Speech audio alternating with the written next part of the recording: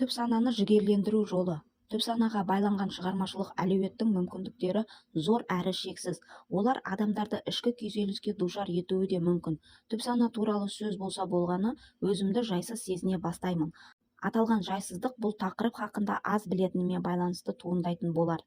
Түп сананың бар екенін түсінгеннен кейін және оның сіздің мақсаттарыңызды физикалық немесе қаржылай баламаға ауыстыратын құрал екенін қабылдаған соң, сіз ықылас тарауында көрсетілген нұсқаулардың маңыздылығын толық түсінетін боласыз. Сонда ғана сіз ойларыңыздың нақты болуы керегін қайта-қайта айтып, оның ең бастыларын қағазға жазу арқылы маңызды ойларыңызды анықтауыңыз қажет екенін қайталап есіңізге салып отыруымыздың себебін түсінетін боласыз.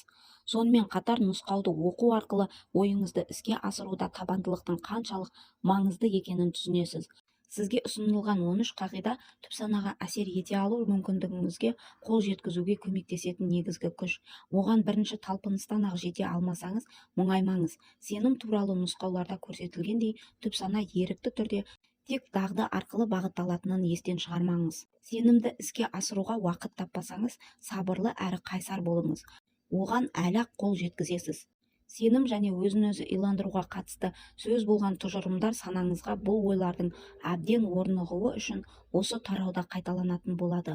Сіздің оған әсер етейін деген ниетіңізге қарамастан, санаңыз өздігімен жұмыс істей береді. Қорқыныш пен кедейлік сияқты барлық жағымсыз ойлар түп санаңызға әсер етеді. Сол себепті ондай ойларға жол бермегеніңіз абзал.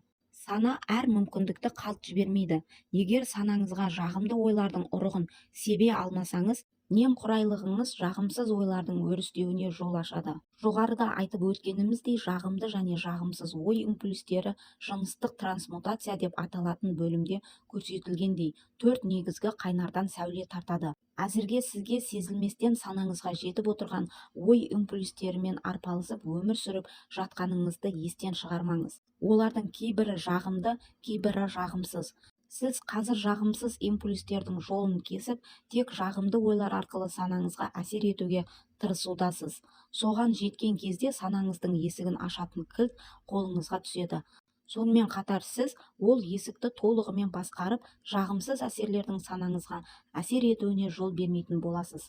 Санасын иландыра алмаған адам жетістікке ешқашанда жете алмайды. Сіздің ойыңыз қиялдың көмегімен жоспарға айналады. Бақылаудағы қиял жоспар немесе мақсатқа айналады, ал ол адамның мақсатына жетуіне көмектеседі. Еркін түрде санаға орналасып, кейіннен физикалық баламаға айналуы қажет ой импульстері қиял арқылы сеніммен ұштасуға тиіс. Санаға бағынуы керек сенім мен жоспардың немесе мақсаттың бірігуі тек қана қиял арқылы жүзеге асады. Осы тұжырымдамадан кейін саналы ойдың еркін қолданылуы барлық ұстанымдардың және орталықтандыруын іске асыратын оңай байқай аласыз.